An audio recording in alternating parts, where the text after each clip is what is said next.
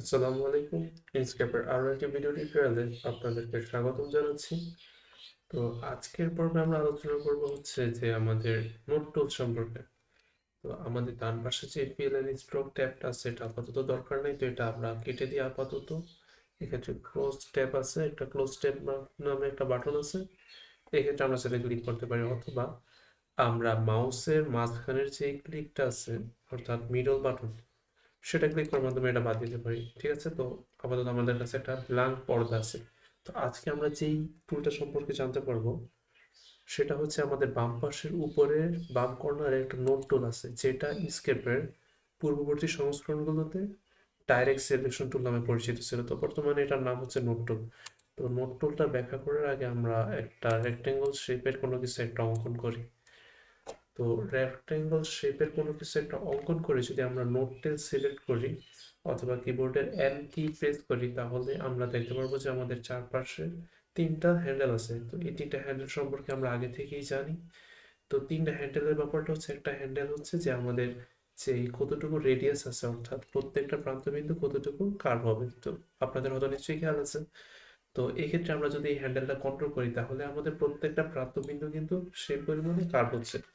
তারপর আমরা এই যে দুইটা যেই হ্যান্ডেল আছে, এই দুইটা হ্যান্ডেলের মাধ্যমে আমরা দুইটা প্যারামিটার চাইলে কন্ট্রোল করতে পারি, বড় বা ছোট, কিন্তু এর বেশি ক্ষমতা আমাদের হাতে নাই।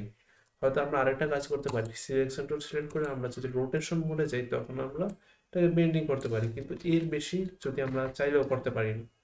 তো এই ব্যাপারটা করার জন্য হচ্ছে আমরা নোট টুল ব্যবহার করবো। তো নোট টুলের ব্যাপারটা কি, আমরা যখন কোনো একটা চতুর্ভুজ হোক বা বৃত্ত হোক অথবা কোনো একটা স্টার বা এই জাতীয় যে শেপগুলো আছে অর্থাৎ বিল্ট ইন, তো এই জাতীয় শেপগুলোকে আমরা অবজেক্ট বলবো। তো অবজেক্টকে আমাদের প্যাথে কনভার্ট করতে হবে। প্যাথে যখন আমরা নিব তখন আমাদের কাছে যেই এডিট করার ফিচার সেটা আরো বেশি বেড়ে যাবে। তো আমাদের কাছে আরো বেশি কন্ট্রোল থাকবে। তো এর জন্য আমাদের এটা একটা অবজেক্টকে আমরা প্যাথে কনভার্ট করবো। তো অবজেক্টকে প্যাথে কনভার্ট করার জন্য প্রথমে এটা সিলেক্ট করে নিব। সিলেক্ট করার পর আমরা যে কাজটা করবো সেটা হচ্ছে যে উপরে দেখেন যে প্যাথ নামে একটা মেনু আছে। তো সেক্ষেত্রে আমরা অবজেক্ট টু প্যাথ অথবা stroke to path, object to প্যাথের ব্যাপারটা হচ্ছে যে আমাদের পুরো অবজেক্টটা প্যাথে কনভার্ট হবে। আর স্ট্রোক টু প্যাথের ব্যাপারটা হচ্ছে যে অবজেক্টের পাশে যে কালো একটা বর্ডার আছে এই বর্ডারটা প্যাথে কনভার্ট হবে।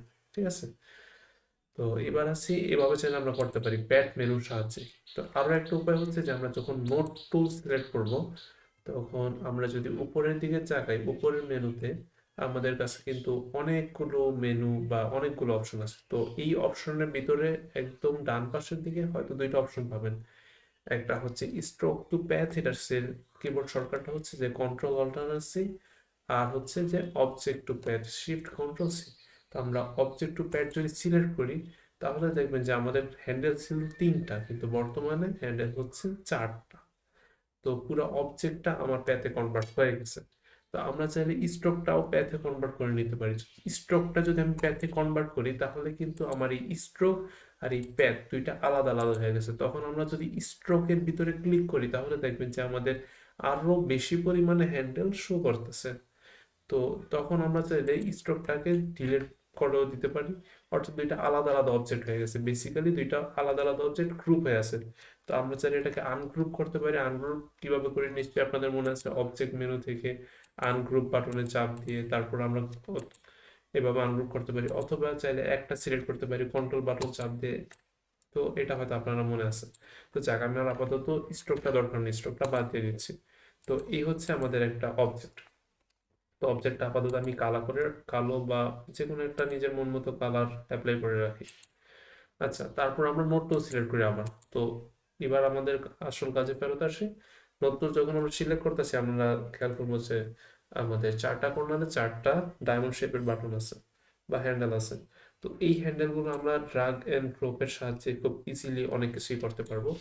তো এরপর আমাদের আরো বেশ কিছু অপশন আছে, যেমন এই জায়গায় অ্যাড কর্নার এলপি আছে। তো এই কর্নারটা যখন আমরা কোনো একটা নোট সিলেক্ট করার পর আমরা এই অপশনটা সিলেক্ট করব তখন দেখবেন যে আমাদের প্রত্যেকটা নোডের পাশে একটা গোল বৃত্তের মতো আছে।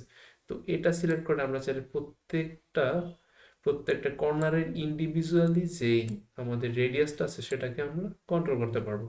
তো এটা হচ্ছে এই কাজ।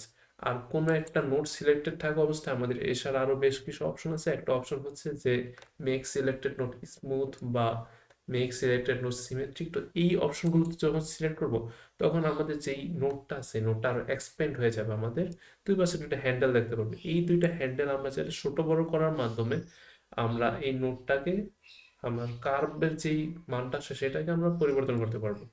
আর এই জায়গায় বেশ কয়েকটা অপশন আছে, এই অপশনগুলোর কাজ হয়তো এক একটা এক এক রকম, আমরা সময়ের সাথে সাথে ধীরে ধীরে শিখবো। তো আমরা আবার আগের অবস্থায় ফেরত যেতে চাইলে আমাদের এই জায়গায় একটা অপশন আছে যে মেক সিলেক্টেড নোটস কর্নার। তো এক্ষেত্রে ডাবল প্রেস করবো। তারপর এই জায়গায় আরো বেশ কিছু ব্যাপার আছে যে বর্তমানে কিন্তু দুইটা নোট আছে, আমরা চাইলে নোট আরো বাড়াতে পারবো।